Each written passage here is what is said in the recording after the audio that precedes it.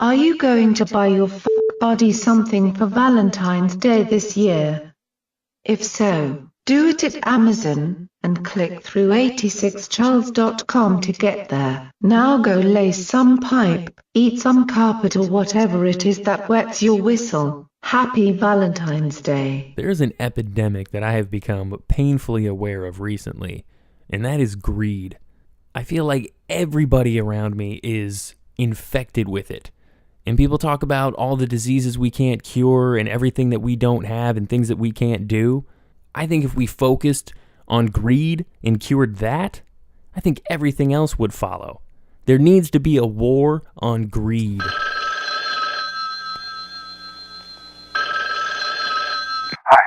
this is Charles. You are full of bullshit, my friend. I will sue you for everything you have. I will sue your ass. Welcome to 86 Charles, with your hosts John Darby and Travis Spencer. And with that, welcome to 86 Charles. Travis Spencer, welcome back, sir. John Derby, it's good to be here, as always, with you. I'd like to thank the people, first and foremost. What is this? What exactly made you suddenly realize that people are greedy? I feel like you said recently. I feel like I've been more aware of it recently, and I feel like I've been seeing it a lot. People are just greedy. Everybody's greedy. Even poor people are greedy amongst other poor people. It baffles me. It's almost like an epidemic or a disease. It just keeps getting worse. It's really true. It's bizarre. And it seems like the less and less resources that we think or know that we have, the greedier and greedier people get, and we're just getting to that point, right? Where it's like we're using up the water. They're buying air in China, cans of air in China, right? It's consume, and then the richest people want more. They can't have enough. There's the greatest divide that we've seen, at least I've ever seen, in wealth. You know, it's absurd. It blows my mind that people that have so much want more, and amongst people that have so little, they'll take it from each other. Are you trying to do some kind of ad for that socialist? No, definitely not. This is not an ad. Is that what are you trying to subvert me? And are you trying to undermine my Donald Trump love? Are you trying to bring Bernie Sanders to the surface on this show? No, that is not. I know what you're doing, you socialist. You red commie bastard. I know. Oh, Bernie Sanders, he'll say, no, as soon as he gets elected, they'll just, he died of a heart attack. It's over. There's Sorry. That red. Even if that's not the case, there's not somebody that's going to come save it. Well, somebody. But I would like to see what it at least the person looks like that blows it while. up. Yeah. No, I mean, he's obviously the best candidate for the jokers that we have up there. But and maybe I'm overstating it, but I think we literally still have disease in this country because of greed. I'm fairly convinced that there would be cures for every disease if there weren't greedy people that felt that they were making more money by leaving it uncured. Yeah, there's the money's in keeping it uncured. 100%. And it's the same with 100%. same with that resources, goes with a lot of things. energy, everything. Yeah, absolutely. Tesla. That's why Tesla died, man. Start looking into those stories. You go down a conspiracy black hole fast. Let me tell you about it. It's rough. Sometimes you never come back. I lived there. Got deep, man. It got deep. You end up before you know it, you end up in the desert. You're just like, whoa. I can see how it happens.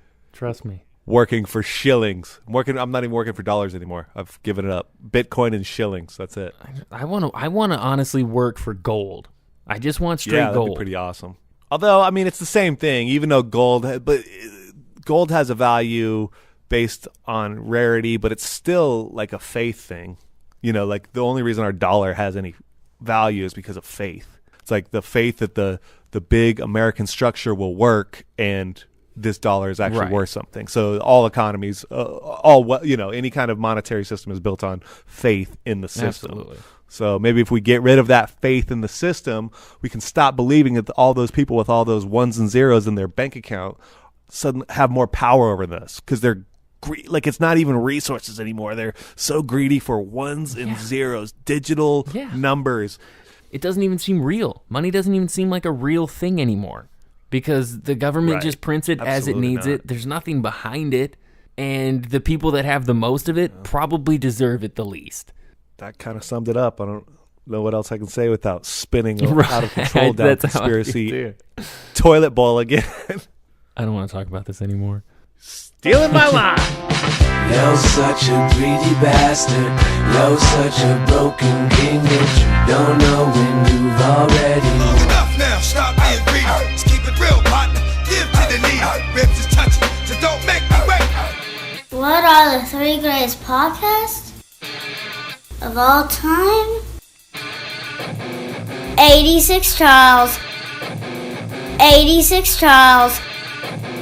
86 Charles. They spit hot fire! Let's get ready to 86 Charles! Oh, you never see this firebomb coming at you. Done, you piece of shit. Nah. Nickel. Nickel, what? 5 topics currently trending. Travis? Yes, sir. Let me take you to the pyramids. Don't believe mainstream information on the pyramids. They're lying to you. Well, this seems pretty reasonable, though. I'll be the judge of that. Continue. Czech archaeologists have unearthed an ancient boat near the pyramids south of Cairo in a discovery that could shed light on shipbuilding in ancient Egypt. The discovery of the more than 4,500-year-old remains of the wooden vessel, which archaeologists believe belonged to a prominent member of society, and they found parts of a 59-foot boat covered in sand and lying on a bed of stones. Interesting. You know what? There Yeah. is something really crazy going on right now. It's like everything we find seems to prove that everything is older and older than we thought. Like, didn't we think that civilization itself started 5,000 years ago, not too long ago? Now we have boats that are 4,500 years ago. It's like, I mean, we're getting, there's going to be a big, epic reveal at the next presidential election. We're all going to know the truth when the aliens come. And you know what hasn't changed in 4,500 years? What's that? Prominent members of society still own boats. It's a good point. It's a good point. Like, why is that always? That's always been a status symbol for 5,000 years now. You own a boat if you have enough money. Right. But, I mean, look at the difference between if you have a car or don't have a car. That's pretty big. Right. Then you go to a boat. Like, that's on water. That's big, man. That's when you made it. But back then, I understand it more because, man, that was probably access to a lot of things. You know the Lonely Island song, I'm on a boat, right? Right. That says it all. Like, what else do you need to know? That's, hey, they said it better than I can. Yeah, I'm just going to leave it at that. All right, let's move on. So in last night's Iowa caucus, a coin toss broke 6 Clinton-Sanders deadlocks, and Hillary won each time.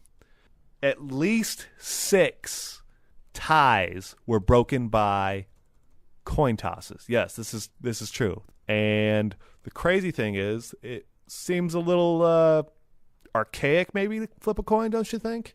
Yeah, it seems like a lot to lose on a coin flip. But the actual note is that in a case where 2 or more preference groups are tied for the loss of a delegate, a coin shall be tossed to determine who loses the delegate. Our republic is so stupid. We're tossing coins. Okay, and here's the other thing. So How is there not some sort of other vote or something that takes place before we get to, okay, screw it, we got to throw a coin? Right, and there's at least 6. Do you know what the probability of losing 6 coin tosses in a row is? I would imagine not great. 1 in 64. So there's a 1 in 64 chance of that happening, and it says at least, so it might have been even crazier than that. Let's get back to conspiracies, man. I would think the odds would be longer on that, actually.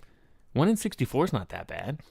It's still pretty slim. It's a pretty slim chance of that happening. It's not like 1 in 1,000, obviously. Right, but that, I mean, I would have thought, honestly, it would be closer to something like at least 1 in 100. No, that's the math.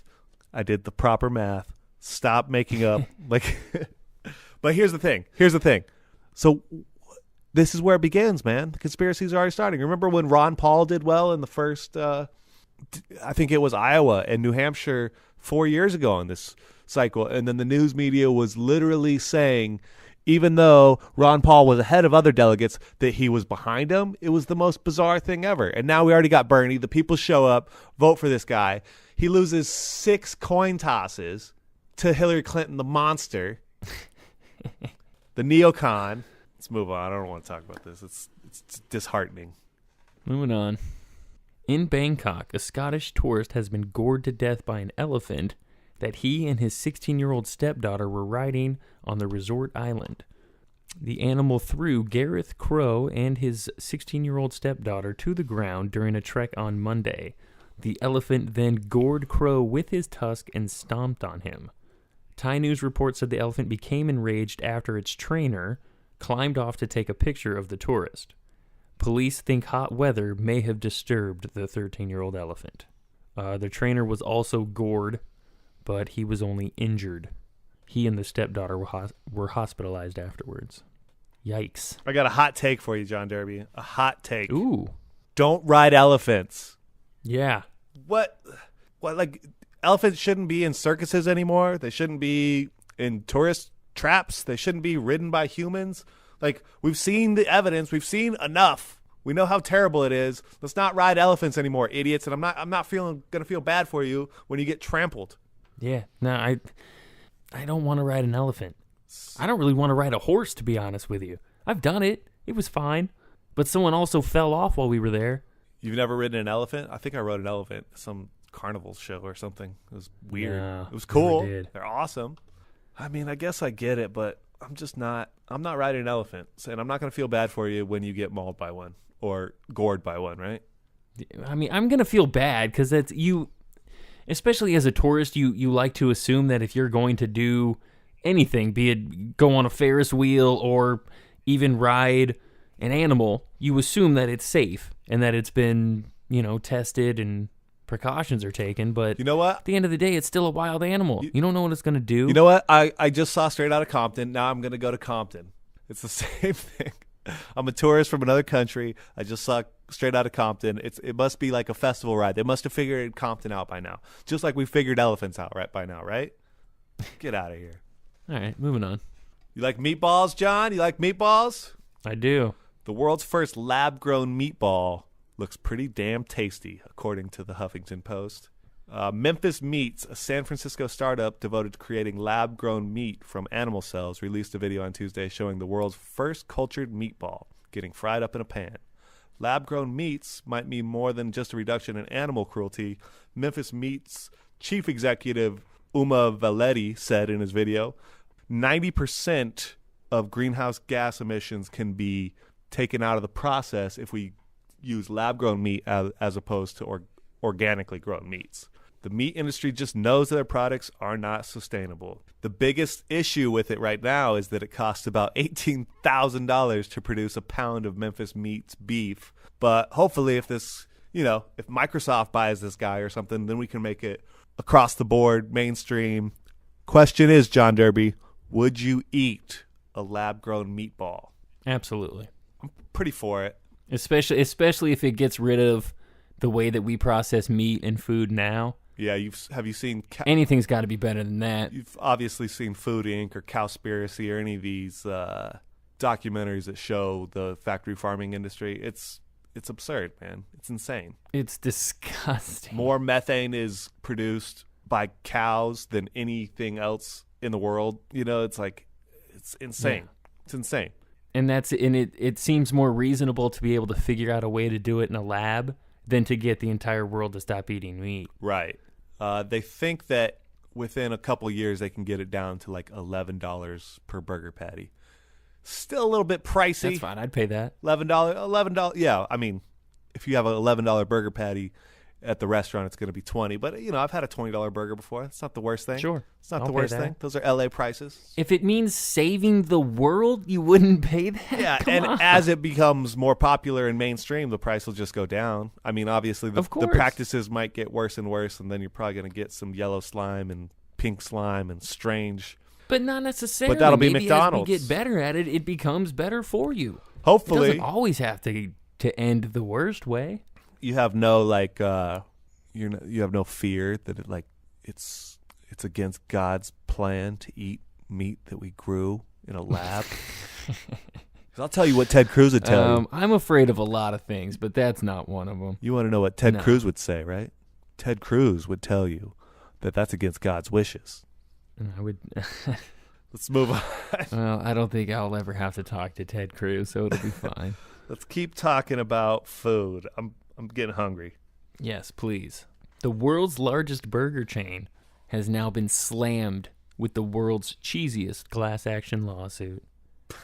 A man in California is looking to get $5 million in damages from McDonald's for himself and 40 other consumers involved in a class action lawsuit. All because the chain claims that the sticks are 100% real cheese and real mozzarella.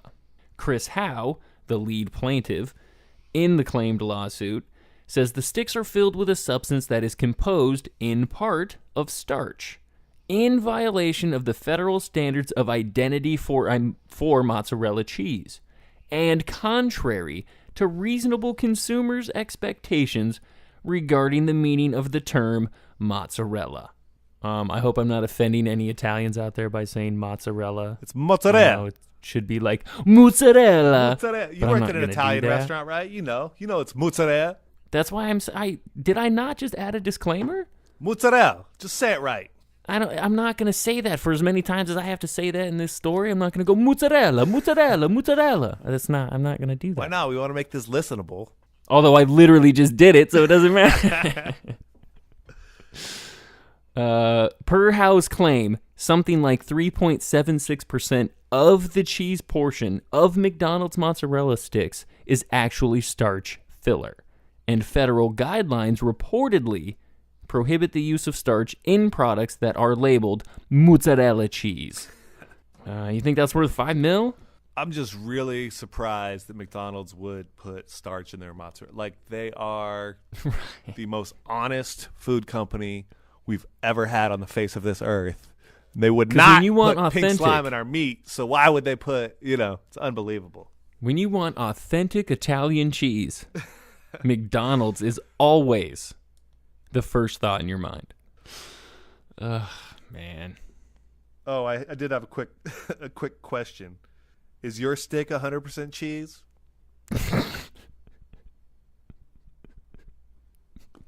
What? I don't know, when you said... What is the question for? In what regard? That's what you said. Something about the stick being 100% cheese, and I was like, I just have to ask him if his stick is 100% cheese. I don't know if I ever said... I did say the chain claims that the sticks are 100% yeah, exactly. Now you got it. Oh, man. All right, that is more than enough. Well, first of all, tell me, is there some society you know that doesn't run on grain? You think Russia doesn't run on grain? You think China doesn't run on grain? What is greed? Of course, none of us are greedy. It's only the other fellow who's greedy. The world runs on individuals pursuing their self-interest. On the fast track of the nets, I take all I can. In the lane of the highway, I press to end.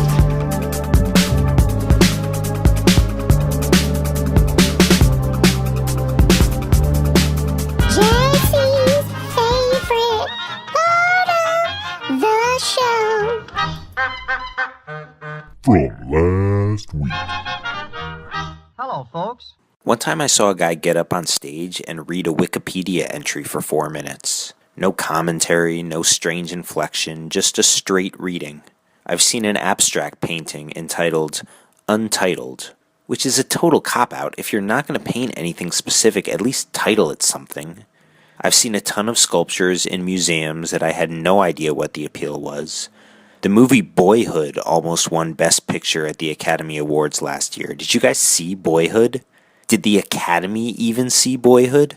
It was one of my top 5 least favorite movies ever.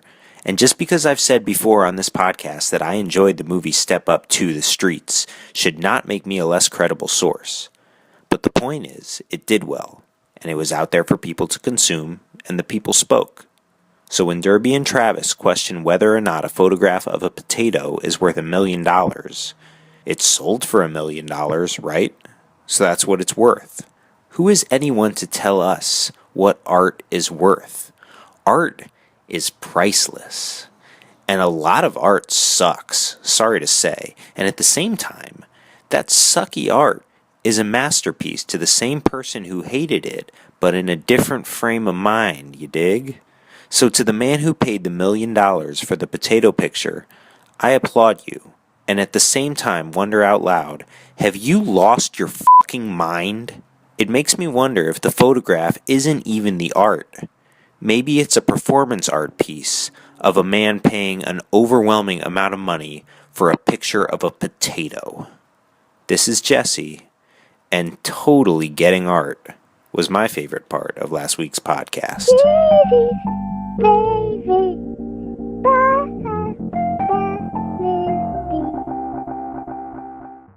The point is, ladies and gentlemen, that greed, for lack of a better word, is good. Greed is right. Greed works. Greed clarifies, cuts through, and captures the essence of the evolutionary spirit. Greed in all of its forms. Greed for life, for money, for love, knowledge, has marked the upward surge of mankind, and greed, you mark my words, will not only save Teldar paper, but that other malfunctioning corporation called the USA. Thank you very much.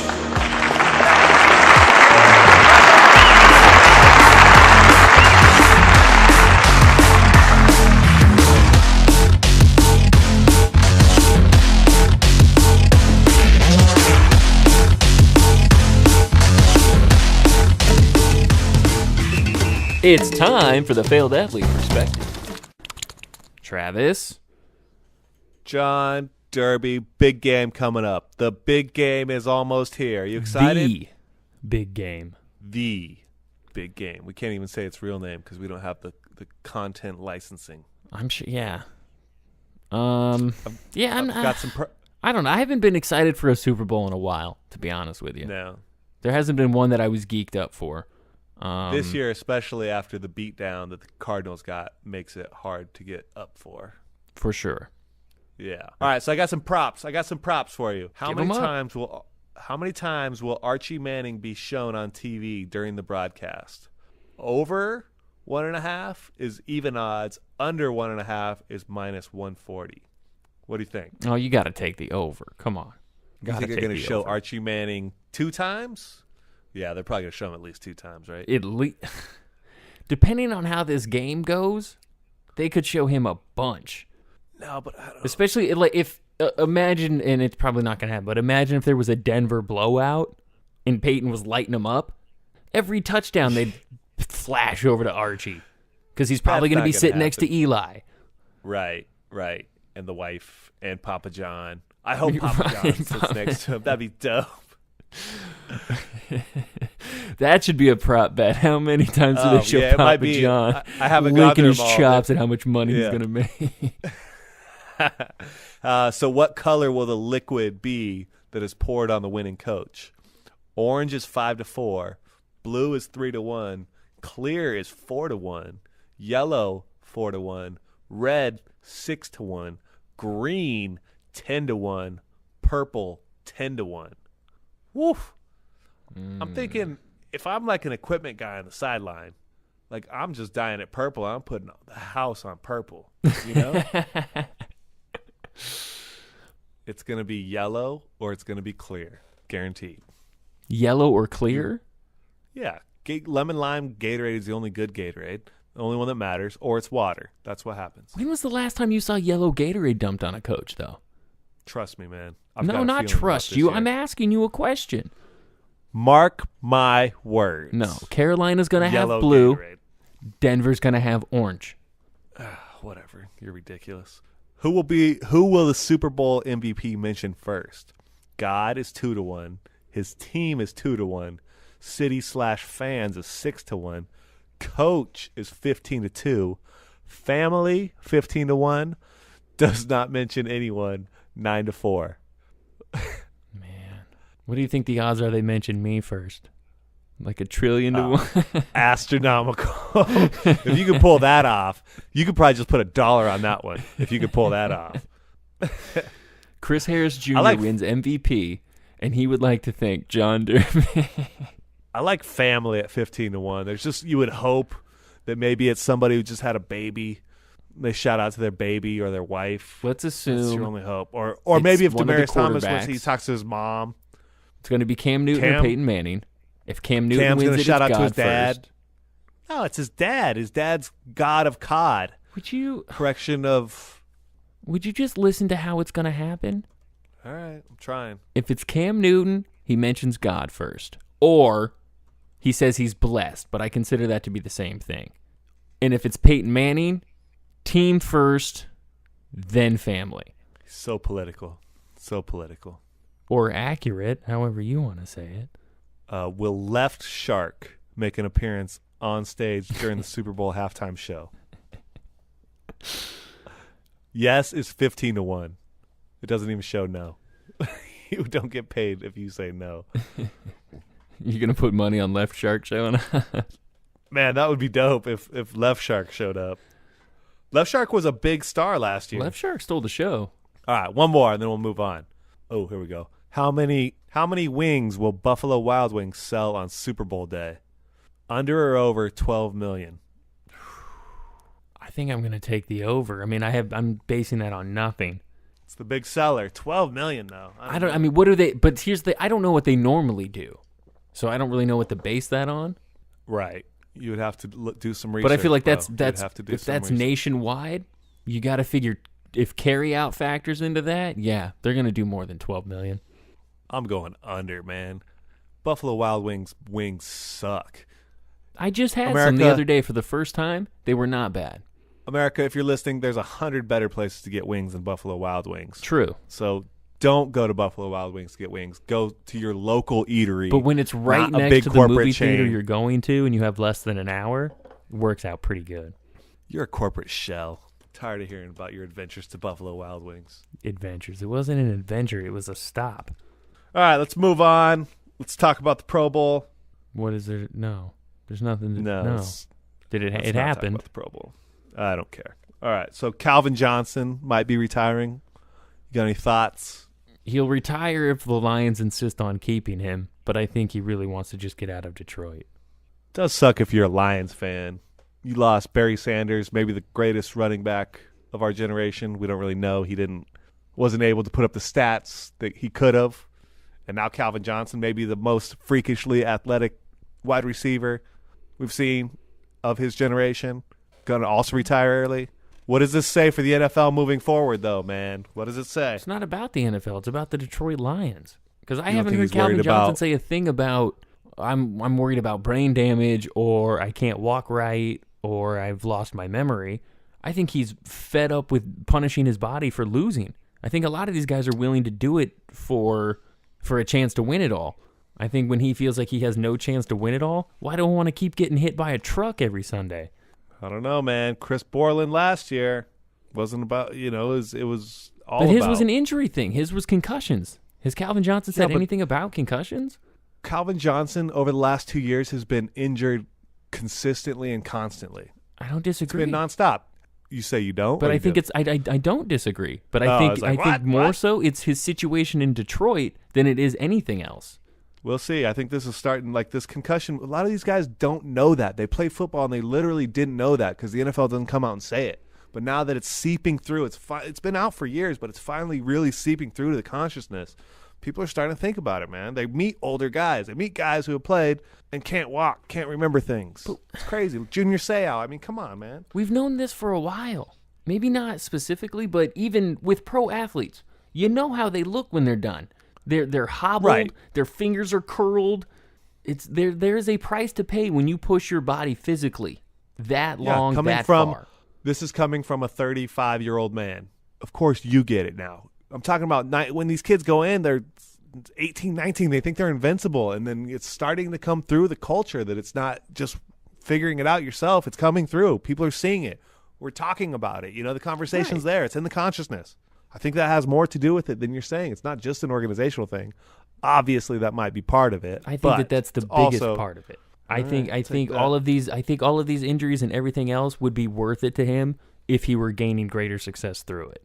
Let's talk some NBA real fast. Lon Babby is a bloody wanker. We've got more bad news coming from Phoenix. Jeff Hornacek got fired. So it's good news for Jeff Hornacek. Yeah, maybe go get a real job with a real team. TJ Warren's out for the year. Broken foot. I'd rather be an assistant for a real organization than the head coach of that fly-by-night soda shop. So that's Can not you a thing. answer the question for me? How does Lon Babby still have his job, but you fired Jeff Hornacek? Because Hornacek couldn't fire Lon Babby. Still employed by the Suns. Still employed. Big shout-out to Robert Sarver. You're doing a great job with this team. Ever since you bought it from Jerry Colangelo, we've just been up and up. Thank you so much, Robert Sarver. Terrible. Ugh. I don't want to talk about sports anymore. I'm done.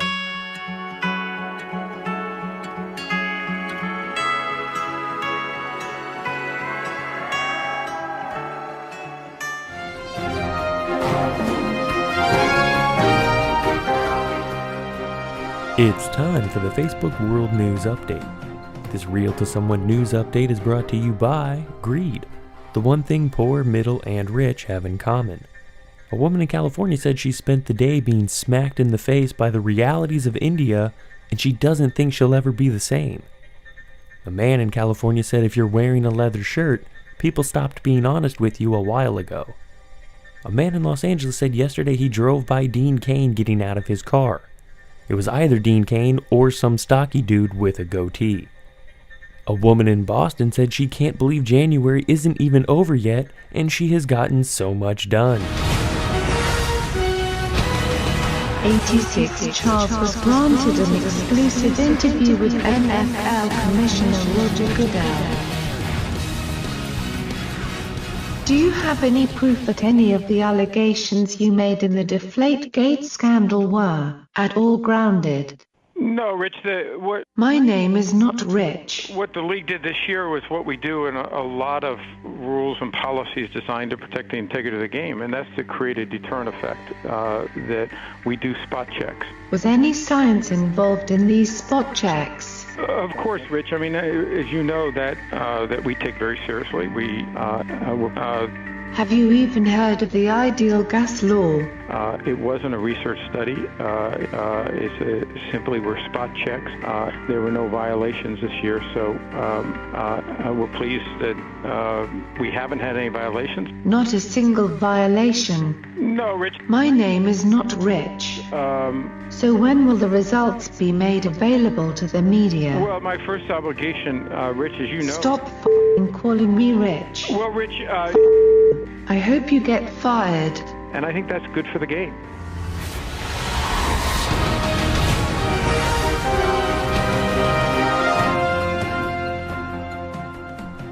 A man in Los Angeles said he is rocking his new #MyProtein tank he got at the #LA Fit Expo 2016. Killed some shoulders and traps tonight. #fitness model. #shoulder day. #Hollywood. #Los Angeles. #nip slip. #side boob. #trap star. This Real to Someone news update is brought to you by greed, the one thing poor, middle, and rich have in common. Dad's got notebooks. We don't know what's in her notebooks. She's gonna show us all her notebooks. Little yellow pad.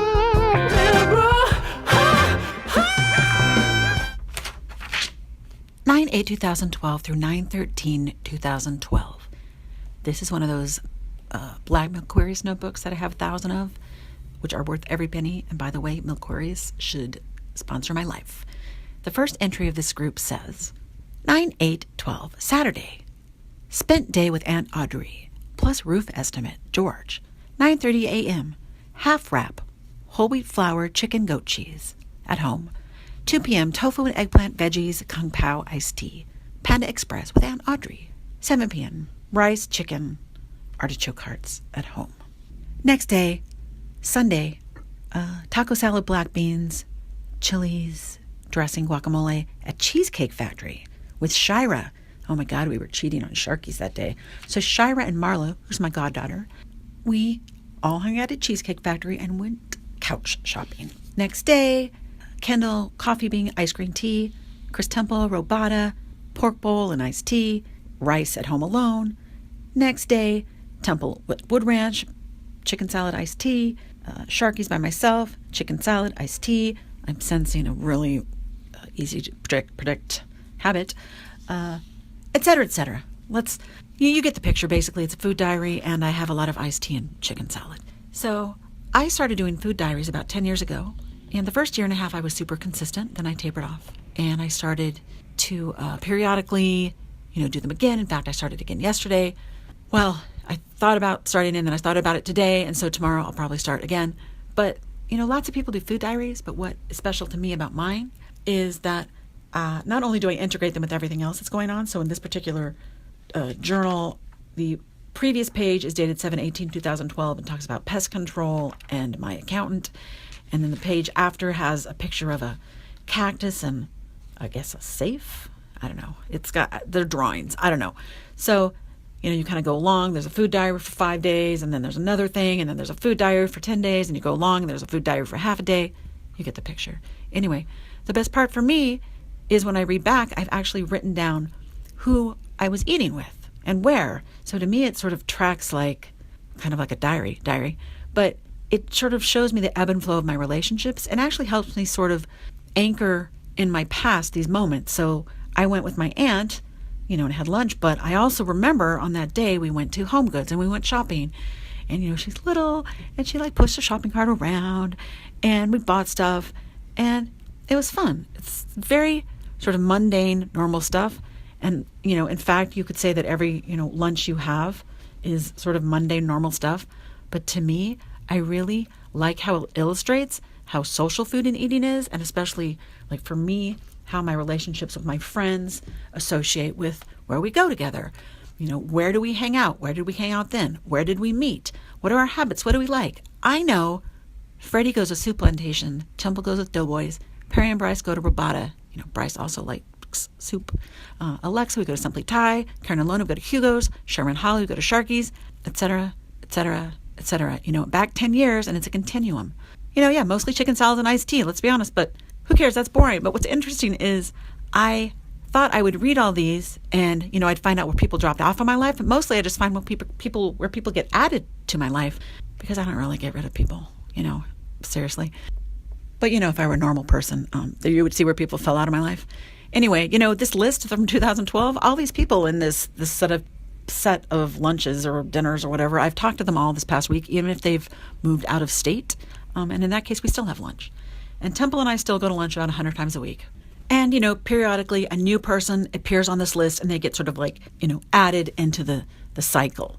So it's Wood Ranch, Sushi Time, Panini, whatever. All this just goes to show, what Mark Twain said, which was part of the secret of success in life is to eat what you like. And I would say part of the secret of happiness in life is to eat what you like with whom you like. Because I'm not the type of person to let Mark Twain have the last word. And P.S., you may be wondering, do these notebooks track that first barbecue chicken salad, no tomatoes, no drizzle, passion fruit iced tea, extra ice moment with Travis or John? No. I officially met Travis July, August 2012. And ironically, this notebook right here skips from 7/18 to 9/8. Coincidence? Or something more sinister? Somehow I just skipped over that historical moment. But I remember Travis asked me to be on Apocalyptic Times in August 2012, right after Comic-Con. Then we did the podcast in, I think it was October 2012. And then there's a long expanse of time where I didn't do another podcast until John begged me for a work story. Circle of Life. Have a good week. Teshaker Darum. Also, no tomatoes. Okay.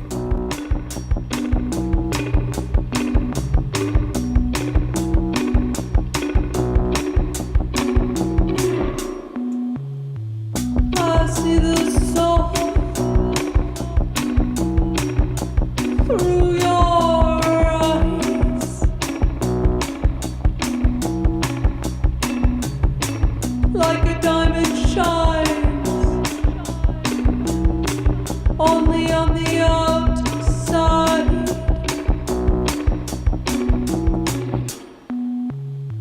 Always glancing around, you never stare me down.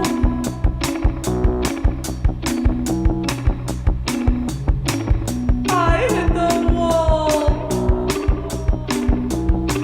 every time I see you.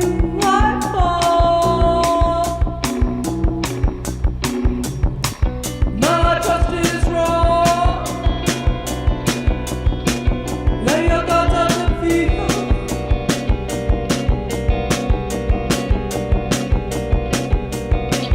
I'll let you in, even with the knife you conceal.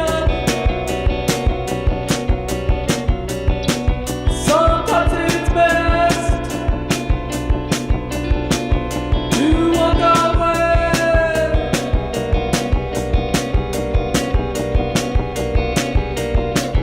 Like an angel of death, she'll lead you astray.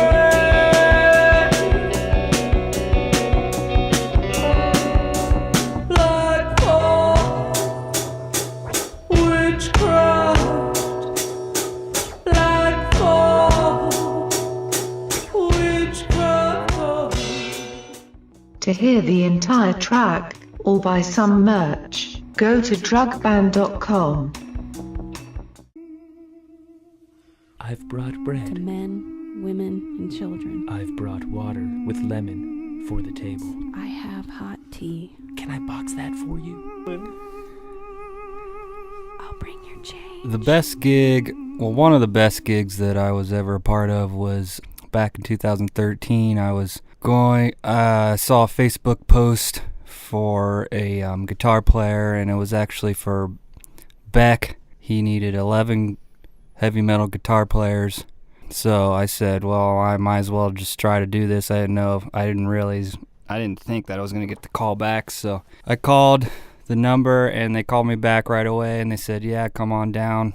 We went down there. Beck was there, and what it was for a Lincoln car commercial, and he was supposed to reimagine a song, and he picked the song Sound and Vision by David Bowie. The whole premise of the thing was the reimagining, and they were supposed to reimagine a car, like the new car was coming out, so they were picking artists to reimagine different songs of past like hits, I guess. So anyway, Beck was the first one to do this in a series. The budget was huge. They had, I think, almost 200 musicians lined up for this performance, and the performance was supposed to be for a couple hundred, VIP audience.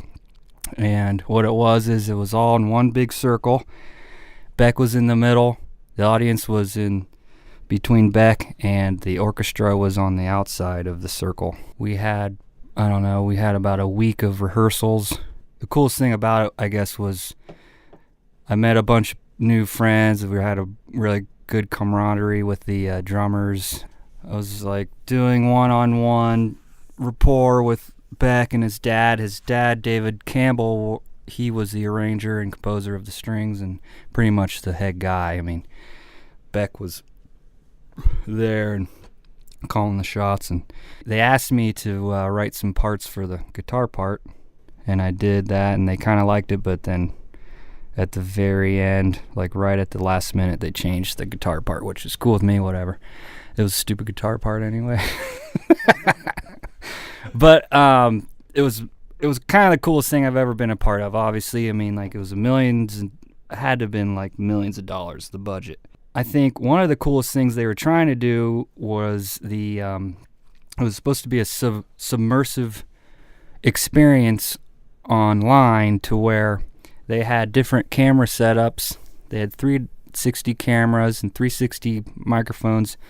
You were supposed to be able to go online and submerge yourself in the performance. You could look around and focus on the stringed, the orchestra, or you could focus on the drums. You could look anywhere and it would sound the way you were looking. The cameras were pretty cool. They had it was just like 6 GoPros put together. It was like a new technology with 6 GoPros.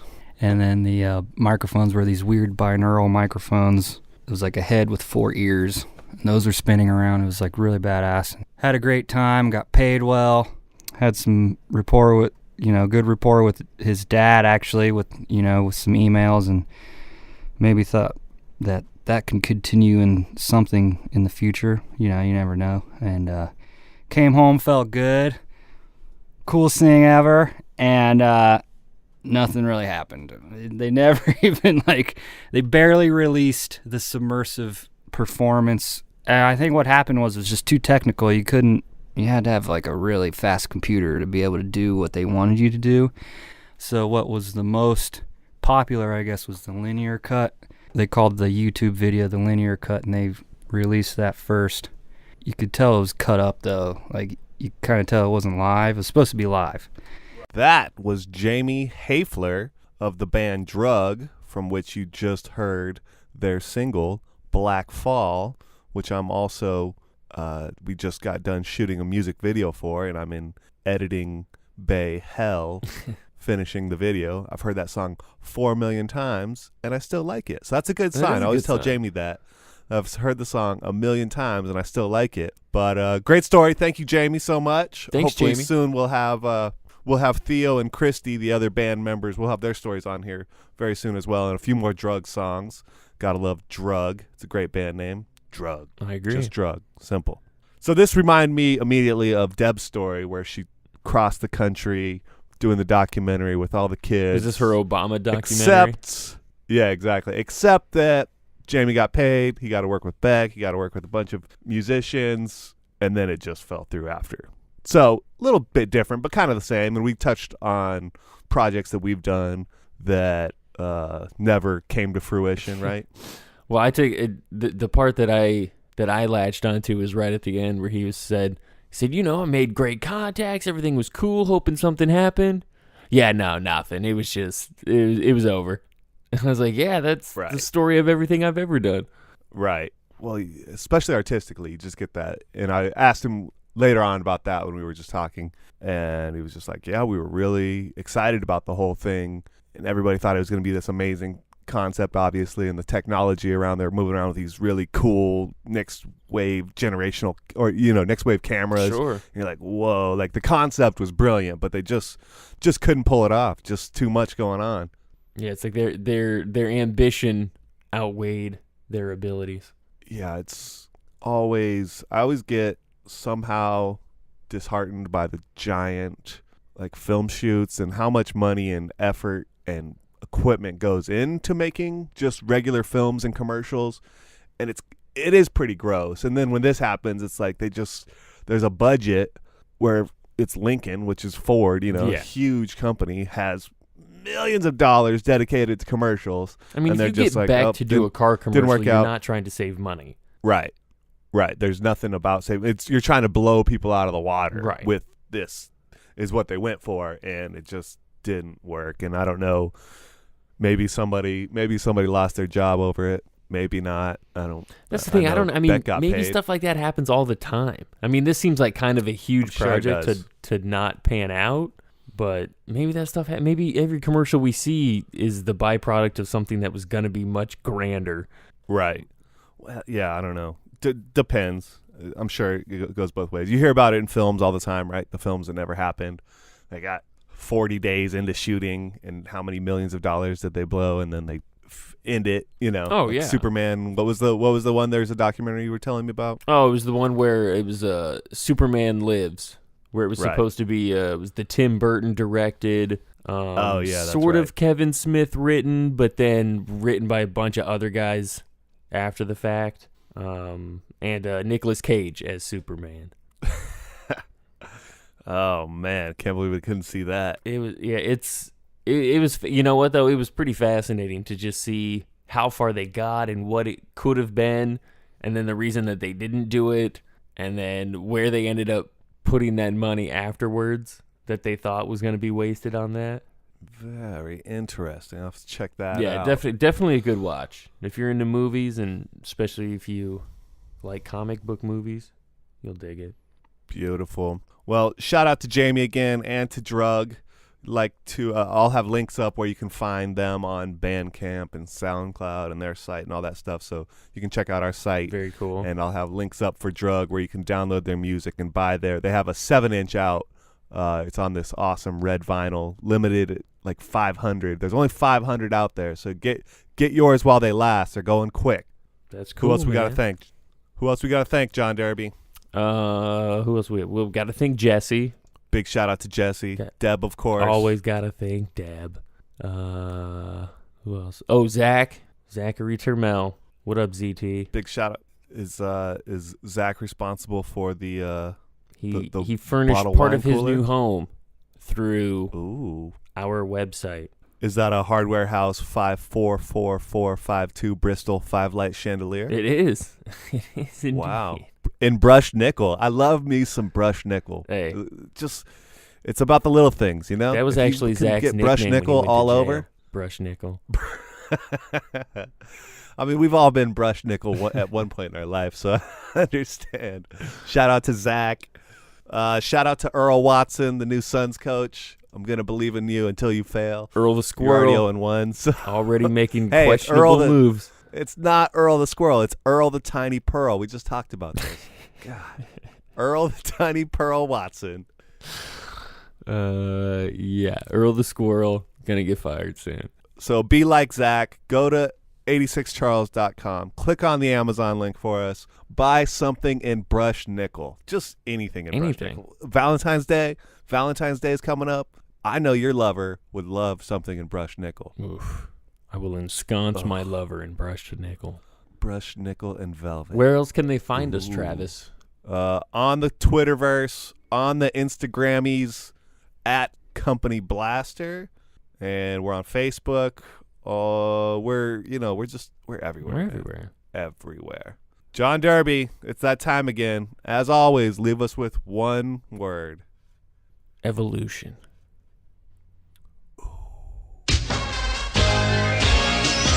The new boy in the neighborhood lives downstairs and it's understood. He's there just to take good care of me, like he's one of the